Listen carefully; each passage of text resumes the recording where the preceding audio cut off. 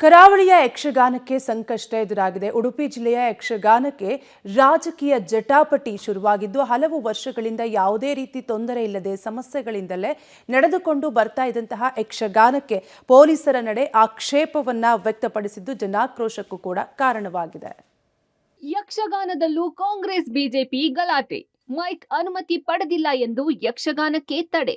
ಗ್ರಾಮಸ್ಥರು ಪೊಲೀಸರ ನಡುವೆ ಮಾತಿನ ಚಕಮಕಿ. ಉಡುಪಿಯ ಕಾರ್ಕಳದ ಅಜಿಕಾರಿನ ಶಿರ್ಲಾಲಿನಲ್ಲಿ ಮುಂಡ್ಲಿಯ ಈಶ್ವರ ಯಕ್ಷಗಾನ ಮಂಡಳಿಯಿಂದ ನಡೀತಾ ಇದ್ದ ಯಕ್ಷಗಾನ ಪ್ರದರ್ಶನವನ್ನ ನಿಲ್ಲಿಸೋಕೆ ಮುಂದಾದ ಪೊಲೀಸರ ಕ್ರಮದ ವಿರುದ್ಧ ಜನಾಕ್ರೋಶ ವ್ಯಕ್ತವಾಗಿದೆ. ಅಜಿಕಾರು ಠಾಣಾ ಉಪನಿರೀಕ್ಷಕ ಶುಭಕರ್ ಮೈಕ್ಗೆ ಅನುಮತಿ ಪಡೆದಿಲ್ಲ ಅನ್ನೋ ಕಾರಣ ಕೊಟ್ಟು ಆಯೋಜಕರನ್ನ ಅರೆಸ್ಟ್ ಮಾಡೋಕೆ ಮುಂದಾಗಿದ್ರು. ಎಲ್ಲ ಗ್ರಾಮಸ್ಥರು ನಮ್ಮನ್ನ ಅರೆಸ್ಟ್ ಮಾಡಿ ಅಂತ ಅಡ್ಡಿ ಮಾಡಿದ್ರು. ಈ ವೇಳೆ ಗ್ರಾಮಸ್ಥರು ಹಾಗೂ ಪೊಲೀಸರ ನಡುವೆ ಕೆಲಕಾಲ ಮಾತಿನ ಚಕಮಕಿ ನಡೆದಿದೆ.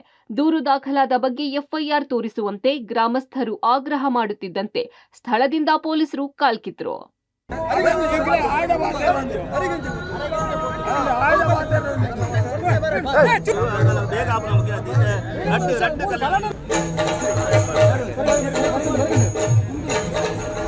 ಯಕ್ಷಗಾನ ಆಯೋಜನೆ ಮತ್ತು ಪ್ರೇಕ್ಷಕರ ನಡುವೆ ಕಾಂಗ್ರೆಸ್ ಬಿಜೆಪಿ ಜಟಾಪಟಿಯಾಗಿದೆ. ಕಾಂಗ್ರೆಸ್ ಕಾರ್ಯಕರ್ತರು ದೂರು ನೀಡಿದ್ದೇ ಈ ಹೈ ಡ್ರಾಮಾಗೆ ಕಾರಣವಾಗಿದೆ. ರಾತ್ರಿ 10 ಗಂಟೆ ಬಳಿಕ ಯಾವುದೇ ಕಾರ್ಯಕ್ರಮ ನಡೆಸಲು ಮೈಕ್ಗೆ ಅನುಮತಿ ಪಡೆಯಬೇಕು ಎಂಬ ಖಡಕ್ ರೂಲ್ಸ್ ಫಾಲೋ ಮಾಡುತ್ತಿರುವ ಎಸ್ಪಿ ಅರುಣ್ ಕುಮಾರ್ ಕರಾವಳಿಯ ಯಕ್ಷಗಾನದ ಮೇಲೂ ನಿಯಮದ ಪ್ರಹಾರ ನಡೆಸಿದ್ದಾರೆ ಎಂಬ ಆರೋಪ ಕೇಳಿಬಂದಿದೆ. ಸಾಮಾಜಿಕ ಜಾಲತಾಣದಲ್ಲಿ ಈ ಬಗ್ಗೆ ಚರ್ಚೆ ನಡೆಯುತ್ತಿದೆ. ಶಿರ್ಲಾಲು ಪಂಚಾಯತ್ನ ಪಿಡಿಒ 3 ದಿನ ರಜೆ ಇದ್ದ ಕಾರಣ ಪರವಾನಗಿ ನೀಡಲು ಸಾಧ್ಯವಾಗಿಲ್ಲ ಎಂದು ಸ್ಪಷ್ಟನೆ ನೀಡಿದ್ದಾರೆ.